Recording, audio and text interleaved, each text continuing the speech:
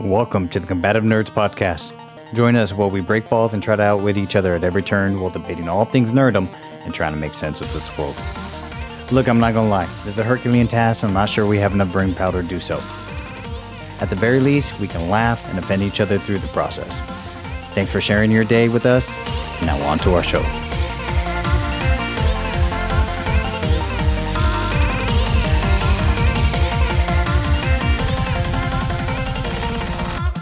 Hey, what's going on, guys? This is Raiderlance and FighterWizard. It is October 23. We haven't talked to each other in a while. How you been, man? I'm very well, thank you, and that is true. We have not talked to each other in a while. Yeah, we have been a little bit busy, but before we get in, I want to do all the intros. Please like, subscribe, share. Need some feedback, need some comments. Tell you what, if any of you guys will start helping us out, giving some feedback, comments, if I'm able to contact you, I will prepare you a sweet little love note or try to insult you on the podcast if possible. So FighterWizard and I actually met before this. We did some rapid fires that have not been published yet. And I kind of messed things up. I let in with my normal sweet love notes to FighterWizard, and the show went off the rails. So I'm going to keep it nice and simple today. All right. FighterWizard, how's your dick game like your BJJ? It's mediocre at best. Thank you for not waiting for me to respond. Yeah. Oh, I got another one. How is your dick game? How is your dick game like your BJJ? It's lacking, bro. It's lacking. Thank you. And we'll finish off with how's my dick like my body? They're both short and fat. No reactions, really? No laughs at all? I got nothing. I'm sorry. I mean, it's funny, but I don't have anything to say. I thought I'd just keep it nice and light, right? And then nothing intricate today. Sometimes, it's less and more.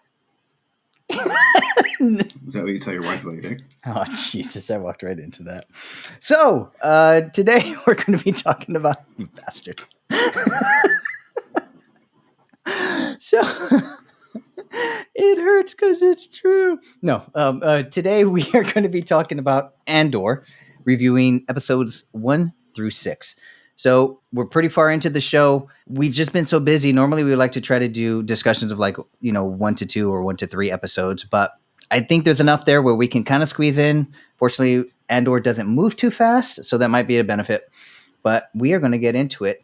Also, just to let you know, we are flipping it up. This is the A side. Normally we would hold this content for the B side, but for editing purposes, publishing purposes, for it being topical, we're just going to get into Andor, and the next episode on the B side, we'll get into our next topic.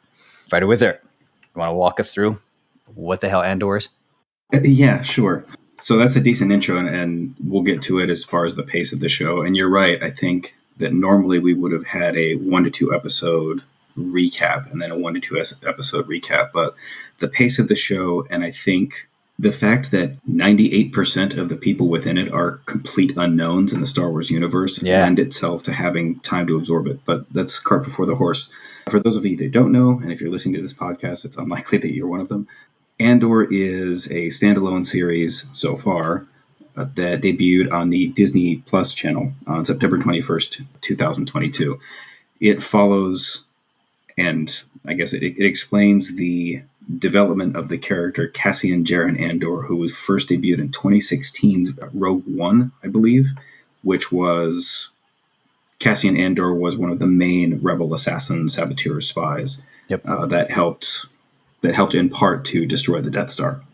Although and this is no spoiler to the movie, he doesn't make it out alive. And this series ostensibly explains who he is and how he came to be as he described it, a man who had done terrible things, it's paraphrasing, to someone who would sacrifice himself. But I think what the show does, it does that effectively, but what it does even more effectively is it shows you what life in the Empire is like from a very normal, regular Joe viewpoint. Yeah. And I think we're both going to expand upon that, so that's all I'm going to say so far. Has there been any other novel, comic, or source material that has expanded that perspective? Because from anything I've watched, I've never seen something like that, even from the animated shows. Nothing has shown how dreary it was living under the Empire. Yes. So the short answer to your question is yes. Now, when it comes to what, you know what? Before we get ahead of ourselves, Okay. because it's going to be real easy for us to basically go into a try to be academic about it love fest for how we both feel about Andor. Okay. So let's address what, if any, are the things that you do not like about this series. There's not much. Agreed. There's only 2 items. Okay. And it revolves around acting. I do not like the guy from Good Will Hunting. He plays the same character. He has very little range, whether he's in the Avengers or Thor or this movie. It's the same guy, and I can't unsee him. I'm waiting for him to bust out math calculations. I mean, he tries to be a little bit darker and Stellan Skarsgård. Yeah, he tries to be a little bit darker and rougher and part of a rebellion. He's definitely more serious in this movie, but I can't.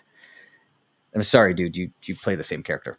So there's not a dig. I think he fits well into it. I just, The other thing I don't like is the character who plays Andor. I don't like the way he portrays. Diego Luna? I have no idea who he is. Cassian Andor. Diego Luna, that's it. Clem? Yeah. FighterWizard smiled in acknowledgement. I don't like the way he carries his anger. I just find it a little unbelievable. So in the first episode, he wanted to stay hidden. He wanted his identity protected. He wanted to be left alone by the security guards or rent-a-cops, right? But he was a very dangerous man, and he did what he had to do. Totally bought that hook, line, and sinker. Once he joins the rebellion, he gets in a lot of people's faces. He's very more physically confrontational, as opposed to being this quiet anger who's just living, who wants to live in the shadows, which was my initial feel for Clem. Maybe that's not him, and that was just an act because he was on the mission trying to hear about his sister. But once he gets in the rebel and he starts fighting with the other rebels who don't trust him, he doesn't seem like the type of guy who's going to always close the distance when getting in an argument. I just didn't like how little space he gave while having his confrontations. But that was it. I thought that kind of threw the character off a little bit for me. I can honestly say I did not notice that. Okay. I think, I just didn't notice that there was a lack of space or maybe a stiffness to that exchange. The character that I think Diego Luna is portraying Cassian to be sort of fits well. So the way I took Cassian is he's a refugee from Canary. He was taken away from there when he was 9 years old from some salvagers, from whom he gets his name Andor. His name is Casa, and then they rename him Cassian Andor with forged papers. That's right. His adoptive father's name is Clem Andor, which is where he gets that awful name that he carries throughout the next series. Oh, is that why you grimaced when I started calling him Clem? Okay. Of all the names that you could choose for yourself, I guess if you wanted to fly under the radar, you would choose something as sexless as Clem. But as soon as he said that, I was like, nothing. Like your real name is Diego Luna. Like that has some panache and flair. But Clem? Well, but Clem is a joke name in like actual American culture. But that was my initial vibe from him. He wants to stay hidden. You're not going to remember Clem. True. So I think it's just such a benign name. I think that's what his character was. So I didn't have that big of an issue with it. It's when he starts getting flair and his chin jutted out and acting a little bit like the tough guy he's going to throw down. That's where I'm like, wait, that. I'm not saying you're not capable of violence and killing, but that doesn't seem like you're going to throw down with 4 or 5 people. That was the only unbelievable aspect. And to very briefly recap where we're going with this, when you very first see Cassian Andor, it is in 2016 Rogue One. Cassian Andor is a self-admitted assassin, saboteur, spy who's done much worse. He is a rebel soldier who is tasked with missions of espionage. And the first scene in which you see him, he obtains some information that is vital to the plot that will come later in the movie. And then, rather than risk being caught, he shoots his friend who gave him the information, quite literally, in the back. That's a pretty quick summation of who his character is. And then when we see him now, to me at least. Oh, what's up? Let me interrupt. But he shot him in the back because his friend had a broken arm and could not get away. He could not climb the wall, scale the wall. So he's not a cold-blooded, I'm sorry, he is a cold-blooded killer, but he had a reason of survival. And in espionage, that's part of the game. So, yeah, I wouldn't want to be friends with him, but I don't think, he did it to keep extra gold or extra credits. You know what I mean? He did it because the guy wasn't going to make it anyways. That is true. He probably would not have made it. But in the oeuvre of Star Wars, usually the people that shoot their friends in the back are not the heroes, whereas Cassian is. Okay. Yeah, I can see. Yeah. Luke would never do that. But no, that's a really good point. He did it for means of survival. His character is that of someone who survives. And that is who he is, in my opinion, in the first few episodes of Andor as well. And really, he's kind of a piece of shit. He has obviously reneged on many of his debts. People constantly don't want to lend him money because it becomes clear quickly that they already have and he never paid them back. Oh, interesting. He's in possession of some piece of Imperial tech that we don't get to find out what it is until the end of the third episode, I believe. And he's portrayed as skilled, at least through dialogue, but it's not very clear why or at what he is skilled. The very first scene is him killing, but in self-defense, but still killing to corporate security of Palmero. That Corsac guards. That's Corellian security, but they're not exactly that. I forget the actual name of the security bureau for which they work. He kills two of them and then goes back to not his home world, but the planet on which he lives, which is in Ferrix, in the Morlana system. And you see that very gray, damp, dour life that he leads. Not just him, but all of the people around him, all of the people on that planet. It is very much 1930s West Virginia coal country.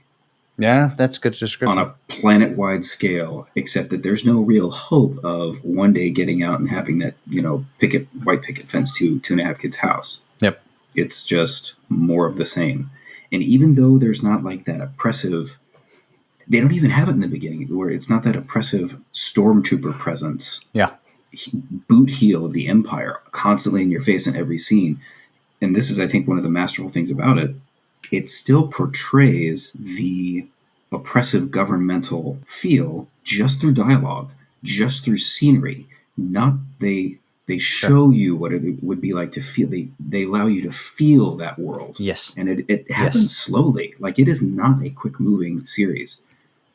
In the first 5 minutes, you're going to see some action. And then 3 episodes later, you will also see some action. Everything in between those two points, there's not much action. I even, at the end of the second episode, I turned to my husband after we both watched. I'm like, so in 48 more episodes, we might actually see him do something. Right. Because he sure hasn't done yet. Anyway, so I forget where I was going with that, but they're on Ferrix in the Morlana system. He basically seeks to hide out from the crime that he's committed. He is exposed and up-jumped, too big for his britches, that's redundant, Morlana security officer, Syril Karn. He assembles a group to go catch Cassian Andor because he anointed himself a paladin when nobody even asked. He's a janitor who decided he was a knight in shining. No, his boss. His boss literally asked him not to. Yeah. And I thought did a really good, like, you know what? We're just going to say they died in a heroic accident. People won't look into it. It's fine. The Empire won't come sniffing around. It's totally cool. He has nothing to do with that. He's self-righteous to a fault. Who I think is really well portrayed. That's a really good acting job. What's his name? I actually have to look it up. Kyle Soller. No, fantastic. Because Syril Karn, not for an instant have I ever liked him at all. Like, it's just a really good. He's like a completely unlikable character. He's not disreputable. He's not despicable. He's not a villain. He's just one of those people that all of us have met. And if you haven't met him yet, it's you. That is way too self-important. Yeah, I see what you're saying. I've worked with that guy before. And you're just like, and all you want to do is like, dude, shut the fuck up and go the fuck away. And he's that guy with a blaster and a badge. Yeah, projecting his belief system onto other people. Yeah. What did you think about what they did with his character after he got in trouble and fired? Loved it. Living at home with a oppressive mother. And you see that he's Sure. Yeah. just a little kid playing police officer. Yeah. And there's no maturity behind him. There's a belief system. I wish I could have said that. I wish I could have said what you just said. That is perfect. He's a kid playing police officer. I actually hated it. I hated it because I don't have answers. You didn't. Right? So it filled out the character for me. But after he was emasculated, returned to his proper status in life where he should be, why is he still in the show? This guy should have fucked off a while ago. How is he going to be important again? And I know they will, but I was like, okay, you've humiliated him enough, either dispose of him or do something with him. Why are you taking away from the heist to show me about his mother talking to his uncle? Like, the weaving into his stories just annoyed me. It was like important scene between officers and then him getting ragged on by his mother. The pacing, I guess, was my issue. Yes. True. Well, I mean, if there was going to be I believe maybe a valid criticism levied at the series, it would be a discussion around the pacing of the series. That said, what I think the pacing allows the show to do, I'm not going to call it the series, the show to do is to give you the time to live in this world with these characters. And now we've already said it's kind of a slowly developing thing, but you're there for a long time. When Mon Mothma is in a scene, you're there for the whole conversation. Usually, Star Wars is boom, you're in an X-wing, you're in a trench on the Death Star's equator, and boom, you're on the ice planet Hoth, and you're escaping a Wampa cave, and boom, you're in the Battle of Coruscant, and you're with Obi-Wan Kenobi and Anakin Skywalker, and so forth and so on. There's always this whiz-bang, quick cut to the next scene, and it's good. It's an adrenaline rush, and you're always waiting for that next big fight. Here, clearly, someone has a very defined manner of pumping the brakes and slow rolling through the whole world. You're never on Tatooine with nearly this much emotion or this much palpability, visceral feel. And even by being on Coruscant, let's see. So we should probably mention that Andor eventually escapes. His escape is quite well done with Stellan Skarsgård, whom everybody recognizes from 30 other movies, including Ronin, in which he plays exactly the same guy he is now, minus the art dealer. Have you seen Ronin? No. Dude. I haven't seen it. It is worth stopping this podcast right now and going to see Ronin. Well, we won't be doing that, but I will promise to go watch it. Okay. It is dope. I do believe you would like it. It's an international heist movie with tons of fucking guns, and Stellan Skarsgård plays an assassin who almost blows away a kid. He's very good. Okay. He's exactly the same age he was in this movie, even though that movie came out 30 years ago. Oh, Jesus. It's weird. You're right. He never ages, and he always plays the same guy. That's why I was laughing when you were talking about it. With the help of Stellan Skarsgård's character, Luthen, who is a rebel agent, Andor escapes, and then he is put onto a job by Luthen to steal the Imperial bankroll from a planet that I cannot remember the name of. And that is the heist to which Raiderlance is referring. And I would object to the use of the word heist, because the heist only occurs in episode 6. And episodes 3, 4, and 5 are all the build-up to episode 6. Yeah. And episodes 3, 4, and 5 are filmed in Scotland. And if you've ever been to Scotland, you would know it immediately. Okay. Even I've been to Scotland, and I know you've traveled like the UK too. So as soon as I saw it, I'm like, oh, I haven't been there, but I've definitely been there. Yeah, the grass looks a little different. Yeah. Like, that is rich. Yeah, there's just a green you can't see anywhere else. It's true. Like, you see the sun 2 days out of the year, and every other day it's cold and gray. Yeah. And moist. Yeah. So that's where the heist takes place, and that's where I believe the combativeness, the aggression, that sort of I'll just leave it at aggression, like the rat coming out of the hole and baring its teeth. That's where that side of Andor sort of comes out. Yeah, So I want to get back to that point, but I want to revisit your discussion about the feeling of this show. I think the best way to explain this is the first show I have felt Star Wars. Not the drama of it, but I felt the universe. Is probably a better way to say it. I would agree with you. The rebels getting together and this and that, it's like, okay, Darth Vader bad, Emperor bad, Luke good. And you're in a good versus evil battle. And of course, you're supposed to choose the good.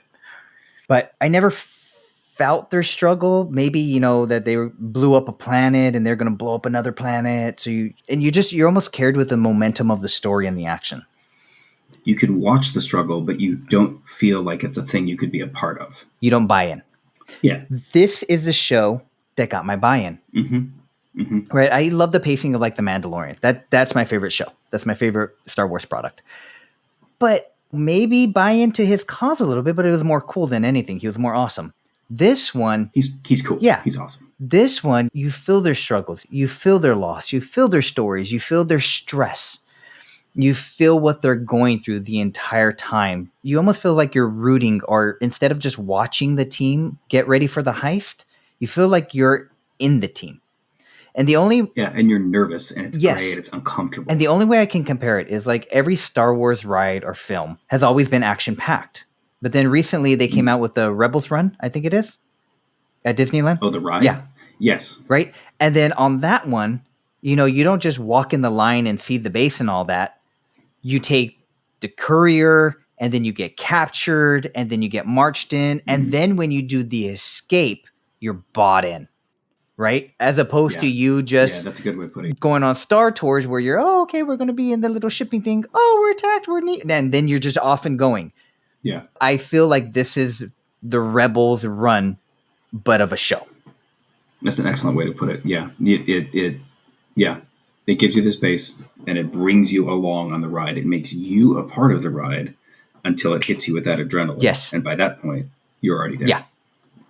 So one of the things that I think they're doing just amazingly is, so Mon Mothma. Mon Mothma is the senator from Chandrila, or I don't know the adjective form of Chandrila. She's one of the very first senators who, not so much publicly, but meets with a small contingent, including Padme Amidala, before she's murdered / dies of being sad. She meets with them to oppose Palpatine. And she continues in secret throughout the reign of the Empire to oppose Palpatine's, reign, to overuse the term. And here we see Mon Mothma's struggle as a rather high-ranking or well-regarded senator to, in secret, foment a rebellion and publicly be the face of her planet. Right. I don't know how many senators are from Chandrila. I don't know if it's like the American system where there's only 2. And the woman who plays Mon Mothma was originally in 2016's Rogue One, and she's reprised the role now. And getting to see her life, getting to see how she goes about the subterfuge of investing a rebellion with money, and what her husband, and he's just this foppish layabout. They clearly there's zero love between them. Power couple. Let's put it honestly. He has a man bun. Oh, that's a good point. I didn't even notice that. Yeah. He has a man bun and he wears robes. He could be a yoga instructor and the type that obviously fucks one of his students or several thereof. Well, they're not. Him and the senator aren't fucking, I'll tell you that much. No, absolutely. And it's cool to see. So yes, it's Mon Mothma, and she has many Bothans died to bring us this information. General Crix Madine, and she can lead the rebellion from a strategic standpoint. But here we see, once this regal, austere, beautiful woman climbs out of her speeder, she goes into this regal and palatial dwelling. Her husband won't talk to her. He's openly contemptuous of her. He gives her shit. And then her daughter does exactly the same thing. Yeah. And I think this is one of the first times I've seen in a Star Wars movie an accurate representation, or at least a visceral one, of a family not getting along. Yeah. Yeah. And the people in this show have or evoke emotions or similar experiences for me of stuff that I've done before. Yeah. More relatable. The girlfriend comes over. Yeah, when the girlfriend comes over to the boyfriend's house, Bix, I think is her name, and I can't remember what the guy's name is. Bix Colleen. When she comes over to her boyfriend's house, kind of tired after work, he's a little bit drunk. They make some coffee and then they fuck. I know what that's like at 2 a.m. I know what it's like waking up when you shouldn't have stayed up late having sex, and then the first thing you want is coffee, and it's cold, and you don't want to go to work, and then you see people at work, and it's clear that no one likes their fucking job. Right. And they were just living in the universe. And yeah. And when Cassian Andor is escaping Ferrix along with Luthen has a really sweet ship, by the way. Okay. I can't wait for that Lego set to come out. That ship is dope. Good for you. I'm totally going to buy it. Yeah. When they're escaping and one of the Pelmore security drop ships, someone from like the salvage yard or which one of the drop ships lands, just hooks up a chain to the landing gear of the dropship, and the guy who doesn't notice that gets on the ship flies up, and it ends up like ball and chaining itself into another structure and dies. But just that little fuck you act of a guy like, oh, fuck you, I'm going to chain up your thing, I'm going to kill you with this just tiny little, it's such a real thing. It's not slapping a bomb or sending a proton torpedo down a reactor shaft. It's just a tiny pissed off citizens brick through a window moment. But that doesn't happen a whole lot of other times. Yes, I love where you're taking this conversation. The way I would phrase it is they did all the small things that you don't have time to do when you're having an intergalactic battle. Yes. And I'll give you an example. There was one scene where Clem sorry. His name, that's the nature of our relationship, guys.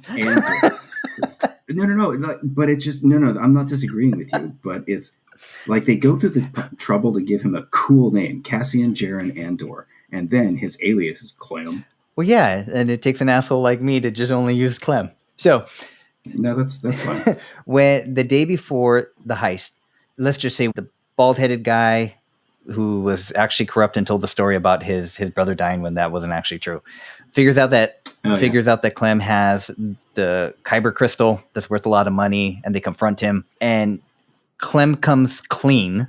They paid me. That's why I'm here. And he opens the door. He's super honest with them. And I believe at the very next scene, they juxtapose it with Senator Mon Mothma, whatever her name was.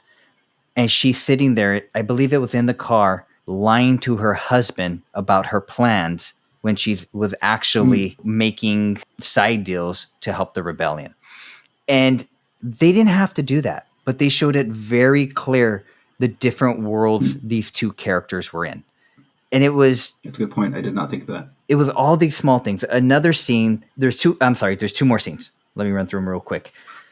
Okay, who was the head Empire guy of the security? Major Party. Okay, so when he calls his security council group and they're all sitting there talking, he gives a speech about the philosophy of the Empire. And he said, no, we're not security. We're healthcare providers. We treat sickness, and we need to basically ferret out colluding and uprising and dissatisfaction with the Empire as if it was almost, my words, not his, like a cancer. I was like, I've never heard these people talk like this before. This is awesome. Like, that detail made me buy into the rebellion. So do you know what the Wannsee Conference was? I do not. The Wannsee Conference occurred in 1942. It's when the top brass of the Nazi Party came together and settled on the policy of the final solution. Okay. And it happened at the Wannsee, which is a lake in I think it's near Berlin. Okay. To me, I won't say Judaism, not the religion, but Jews as a race were discussed in very much the same sort of cold, aloof, and emotional not disgust, but just this anhedonic sort of, I'm losing the word that I want to use, but there was no recognition of humanity. Much like when Partagaz is discussing, like, no, we're healthcare providers, we root out the cancer. What he's describing is wholesale subjugation and if necessary, murder of planets. Well, spinning it to make it that we're doing good for everybody. And that's exactly how the Wannsee Conference, I mean, I haven't read the notes on it, but what I've read of it, that's exactly how they portrayed, like, we are doing a good thing for the world. Yes. We're doing this for them. Also, and this is the uniform choices with the ISB. Yeah, of course. And this is what really kind of sort of drives it home. The pants are coiffed exactly like Hitler's pants. Yeah. Yeah. I even pointed it out to my husband. He's like, wow, that's not even subtle. He's like, what are you talking about? Like, pulled up a picture of Hitler in his riding crop pants. Like, that's the same. Yeah. Cut. No one else wears pants like that. I was surprised they didn't have the thunderbolts on the side of the shoulder pads. Holy shit, I know. Yeah. So one other scene that I loved, I had to pause it and just like, because I couldn't figure out why they did it. It was where let's just say she's one of the security officers, Dahlia, I think was her name. Deidre Moreau. Deja. Okay, let's go with Deidre Miro. Let's go with that one. Where is she blonde? Yes. Deidre Miro. Okay, so when Officer Deja was trying to investigate the missing equipment or missing ship or whatever the hell she was looking at, and she got denied from the other officer, and then she couldn't let it go, and her right-hand person was saying, no, you're onto something. You're seeing that there's stolen things here and stolen things there. Basically, let's find the pattern. Let's pull an all-nighter. And they just had ominous music running. Atypical for Star Wars. You know, you would have thought that someone was about to get murdered, the type of music. So then she kind of smirks and like, okay, yeah. Basically, you get 2 files, I'll get 2 files. And then she walks over and grabs some pills and pop them. I did not notice that. Now, maybe they're caffeine pills. Maybe they're Fedra or something like that. It could have been something. But that level of detail, they didn't need to do. But it was very realistic. That's a good point. It's very realistic. Yeah, sure. And I was like, that's a really good point. She's driven and she will do anything to climb to the top. That's really good. I did not notice that at all. I wish that I had, but I'm happier that I didn't, just because it makes me appreciate how much thought they put into make this something someone has a relationship with. Yeah. Well, you don't understand what it's like to be a senator. You do know what it's like to come home from a long day at work and that's a great point. Pissed off. It's a great point. You don't know what it's like to live under an oppressive regime and live on ferrix. You do know what it's like to have a bad day at work. Yeah. And no other Star Wars movie, it seems, has been interested in making you feel that. You get to watch the world, but you don't get to be in it. So that brings us to the question of why the change up. I looked at a couple of reviews. It sounds like everybody is happy with this show, surprisingly. I thought it was not going to be popular, but it looks like a lot of people are reinvesting and re-upping into the Star Wars universe because of it. Do you know anything about why they changed gears and took this approach? Because I would have thought Mandalorian and Book of Boba Fett were such huge hits. They would have just kept with that. The short answer is no, I do not know. I know that they sort of re-examined themselves after Book of Boba Fett because it was thought to be just this slam dunk shoe-in hit, and it didn't end up being as popular as The Mandalorian, so they had to examine why. That's another discussion in and of itself. With Andor, so the showrunner that they have is the same guy, and I didn't watch it, but my husband did. It's that one where it's these communist Russian spies that have been hiding out and living in the U.S. as sleeper agents for like 2 decades. It's with the woman, the actress she was Zori Blix in Rise of Skywalker, who flies a modified Y-Wing. I know that much, but I don't know who the fuck she was, and thank you for editing this.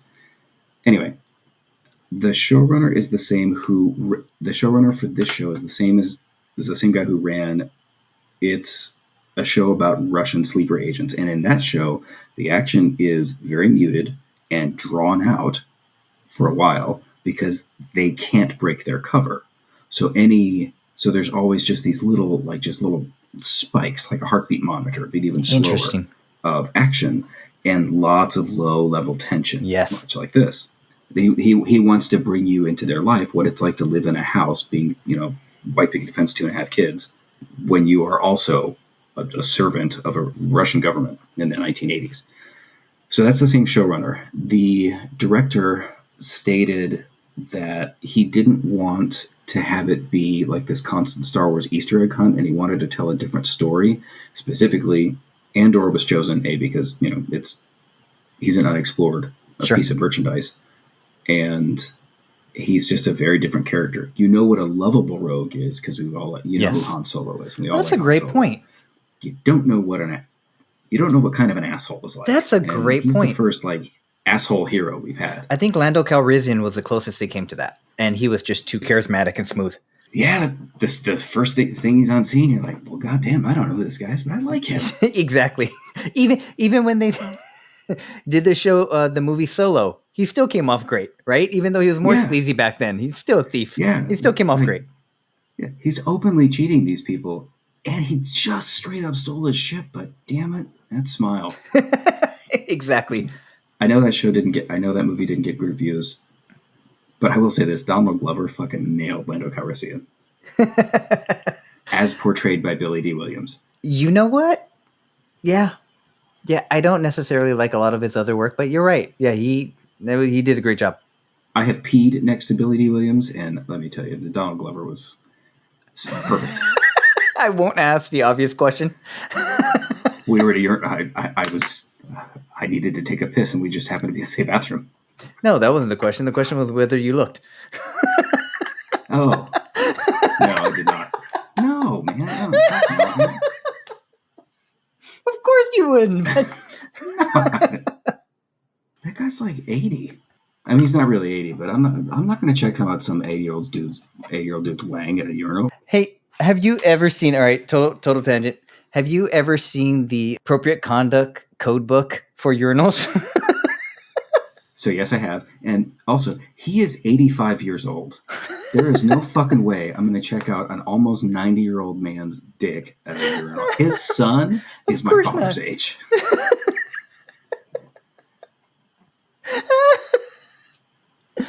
Oh my God, that's funny. Did you look? Jesus.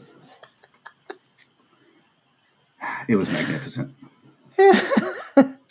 All right. Well, yeah, I don't know if we're going to have to edit that out or not. We may have to. So before, I know it's a little bit long, but one thing I did want to say, I think we've pretty much, if not explicitly stated, but it certainly implicitly described why this is important for either the series or just the Star Wars storytelling. But so one of the director's thing was I don't want to have a bunch of Star Wars Easter eggs, which I really was pretty impressed with in the first 3 episodes, until you went into Luthen's art shop or artifact shop. Oh, that thing is chock fucking full of Easter eggs. That is all that it is. Yes. There is throughout the entire series and also throughout lots of different other series. So you have holocrons from Rebels. You have Plo Koon's mask. He's a Jedi Master from the first 3 episodes of Star Wars canon saga. Sorry. There's one of the Wookiee's shields. Did you ever play Force Unleashed? Yes. Starkiller's Sith armor is the suit of armor that's prominently shown. Oh, Jesus Christ. Yeah.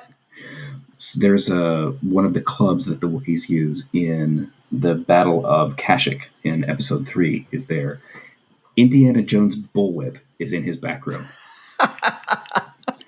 Like, you can always depend on Lucasfilm to be like, here's a little bit of an extra flex.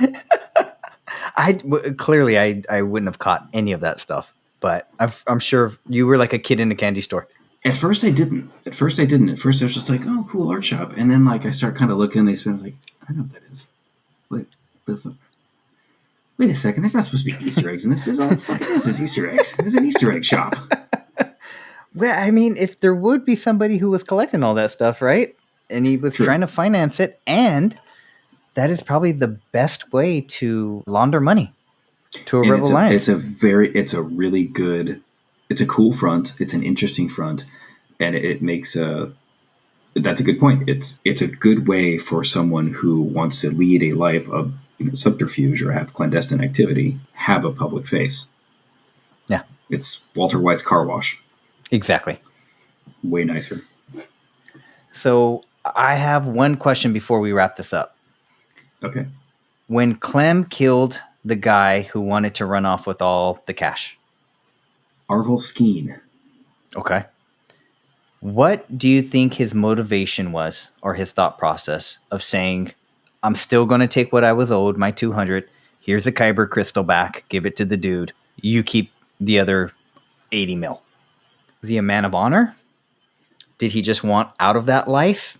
Did he want away from all that heat?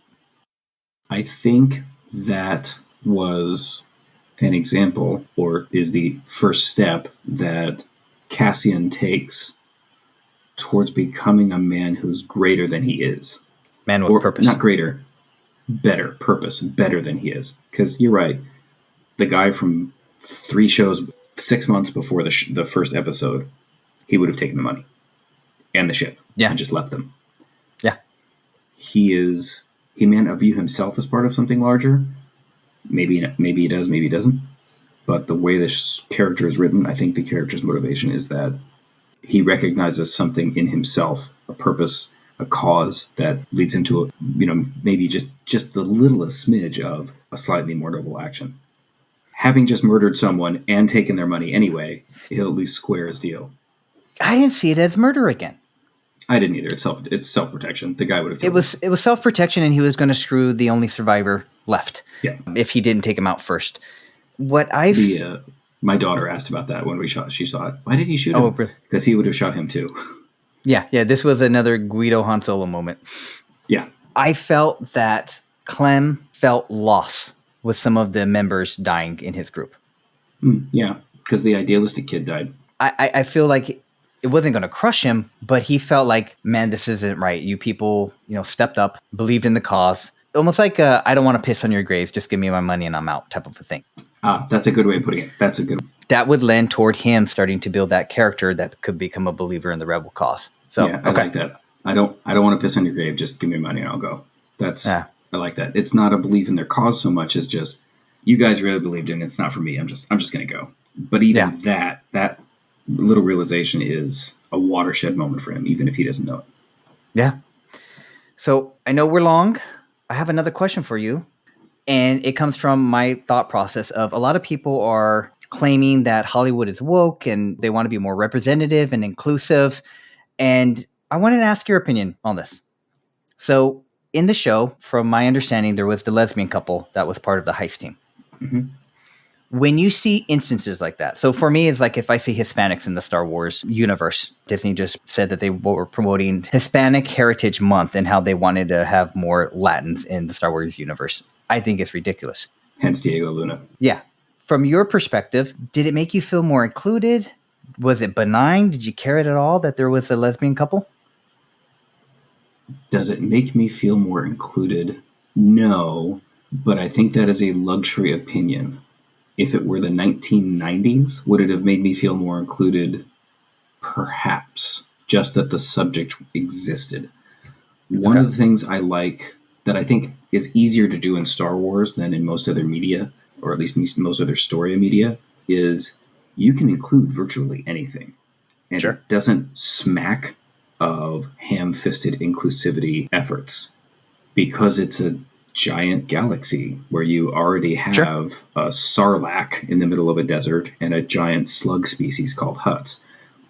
You can fit a lot of different things into suspension of disbelief.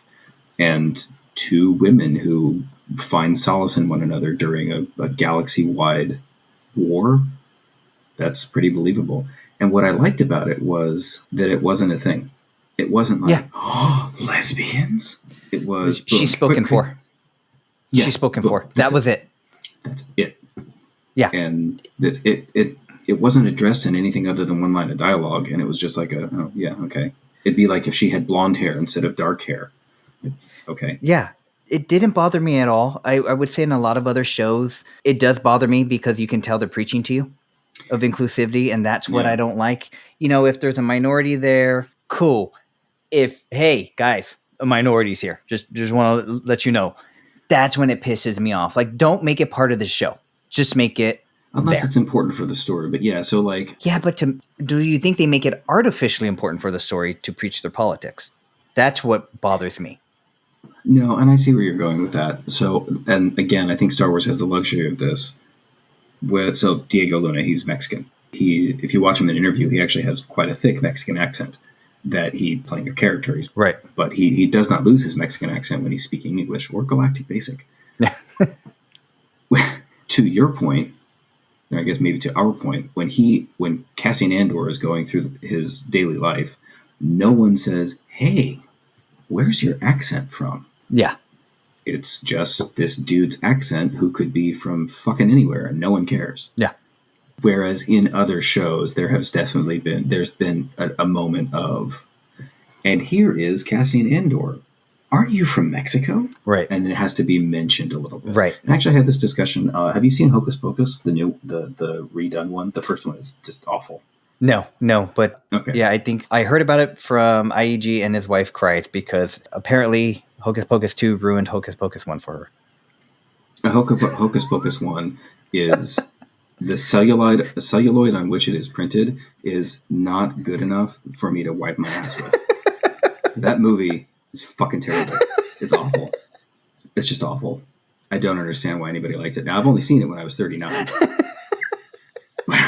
You, sir, Hocus Pocus 2. That might be the most controversial and offensive thing that's in this podcast. Hocus Pocus 2 is better. It's a low bar to clear, All right. but it's better.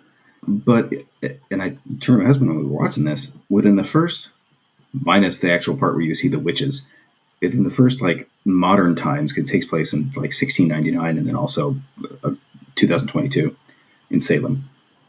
There's a woman of color, a non-binary person of color, a regular white dude, regular white girl, and then every other race that you could want, all within, if you meet 9 characters, that is, you're getting 9 very different, clearly delineated people. It's filling in the Guess Who's rubric, so to speak. Because Salem has that level of diversity. Yeah, that makes sense. So if I take it from that point of view, which is, that's what it feels like.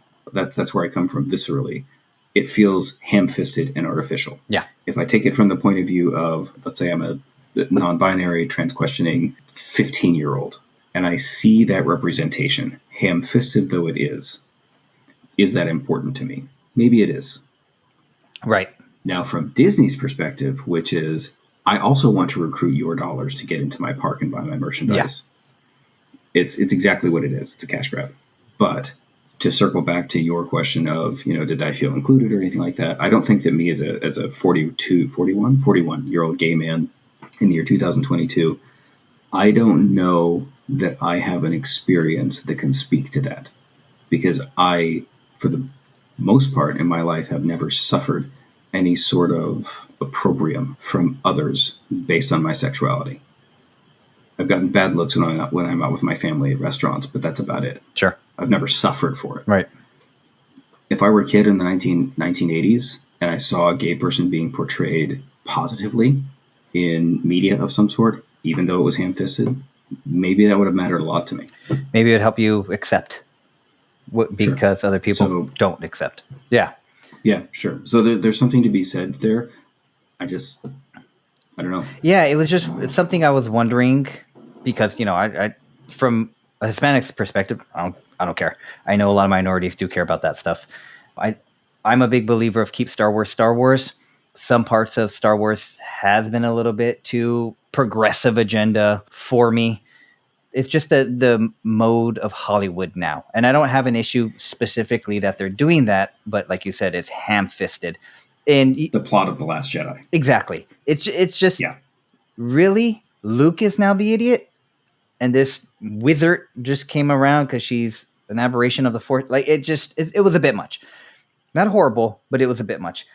And in this one, I love the way they did it. Yeah, it's just a part of the world, whatever. There is no preaching about it.